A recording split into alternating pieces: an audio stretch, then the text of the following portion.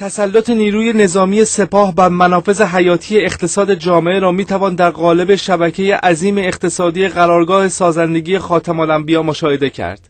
این نهاد زیر نظر مجموعه سپاه پاسداران در سال 1368 به دستور آیت الله خامنه‌ای تأسیس و در حال حاضر دارای حدود 812 شرکت مختلف در خارج و داخل ایران است و تا به امسال بیش از 1700 پروژه و طرح را در زمینه‌های مختلف اجرا کرده است. حمایت‌های حکومتی از این مجموعه در دستیابی به پروژه‌های مختلف باعث شده تا قرارگاه خاتم الانبیا در 20 سال گذشته به بزرگترین پیمانکار پروژه‌های دولتی تبدیل شود.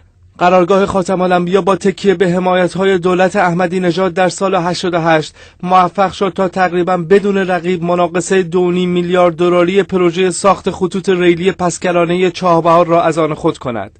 قرارگاه خاتم الانبیا عملاً یک کتاز معاملات اقتصادی کلان محسوب می‌شود. کلیدی ترین پروژه ها و معاملات اقتصادی نظیر طرح توسعه فاز 15 و 16 پارس جنوبی به ارزش 2.5 میلیارد و 98 میلیون دلار، ساخت خطوط لوله 900 کیلومتری انتقال گاز عسلویه به ایران شهر به ارزش 1 میلیارد و 300 میلیون دلار در اختیار قرارگاه خاتم الانبیا است. به جز سپاه پاسداران، اکنون نیروهای مسلح دیگر هم به عرصه اقتصاد وارد شده و خود را تقویت می‌کنند. 6 شرکت پتروشیمی کشور به سازمان تامین اجتماعی نیروهای مسلح کشور واگذار شده است.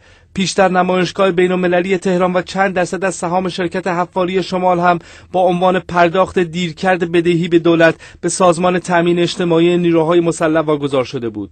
با افزایش شرکت‌های اقماری یا زیرمجموعه‌های سپاه پاسداران و بزرگ شدن این نهاد نظامی، بخش خصوصی در عمل از پیمانکاران دولت خط خورده و حتی به ورشکستگی برخی از پیمانکاران این بخش انجامیده است. نقش چشمگیر سپاه پاسداران در اقتصاد ایران سبب شده که دولت‌های غربی به ویژه آمریکا آن را به عنوان یکی از بازوهای جمهوری اسلامی در دور تازه تحریم‌های اقتصادی هدف بگیرند.